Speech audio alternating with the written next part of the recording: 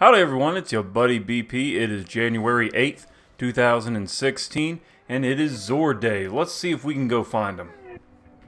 And here he is, over just outside where the speaker is. Alright, I'm anxious to see if he has anything good. So, fingers crossed. Titans this week get no backup plans. It has a discipline and strength build, which is actually really good. Special ability is Force Multiplier. Whenever you land a shotgun kill, it triggers Force Barrier, and Force Barrier will last longer.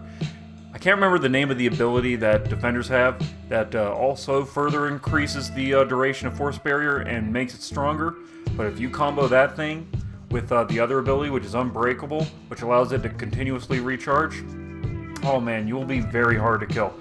This exotic used to be kind of useless in year 1, but they upgraded it for year 2, so now shotgun kills can trigger Force Barrier. Since then, I've fallen in love with these things. They're actually really nice, both for PvE and PvP. They're quickly becoming one of my favorite Defender exotics. They also look snazzy as hell, so if you don't have these and you like playing as Defender, definitely pick these up. Hunters this week will get Knucklehead Radar. It also has a Discipline and Strength build, which is okay. Its special ability is Sensor Pack. Basically, you get Third Eye for any primary weapon that you're using. As long as it's your primary, you can just aim down the sights, and you will always have your radar up. I've actually been using this the other day in some PvP matches, using No Land Beyond of all things, which it actually combos well with. In PvE, it's not so useful, but if you do Hunter in PvP, and it works across all subclasses, so if you do Hunter in PvP, and you don't have this exotic armor, you absolutely must get it. It's hard to see when you're looking at it head-on like that because of the light. It has this little hologram in front of it that moves a little bit, kind of like that. Very cool, very nice. So yeah, PvP hunters must have this. Warlocks will get Apotheosis Veil. It has an intellect and strength build, which ain't bad. Its special ability is Private Reserves. Immediately trigger health, melee, and grenade energy upon activating your super. Back in year 1, this thing was absolutely useless. Basically, all it did was trigger health regen. The whole thing with replenishing your melee and grenade abilities upon activating your super, that's new for year 2.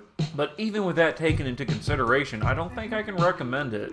As far as Warlocks, I think you got way better options than this helmet, and personally, I think the helmet looks kind of stupid. So yeah, if you're a collector, go ahead and pick it up. Otherwise, I think you can skip it this week. Weapon of the week is Dragon's Breath.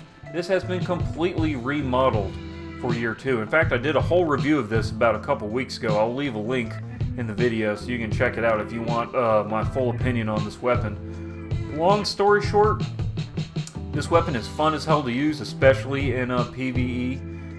It has surplus, so you can get bonus ammo. You combo this with your Titan and your Rune Wings, and you'll get like at least 5 rockets every time you pick up a brick.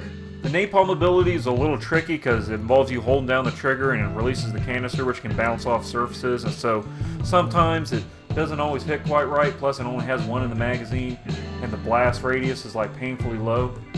But the ability where it leaves fire everywhere, incredibly cool.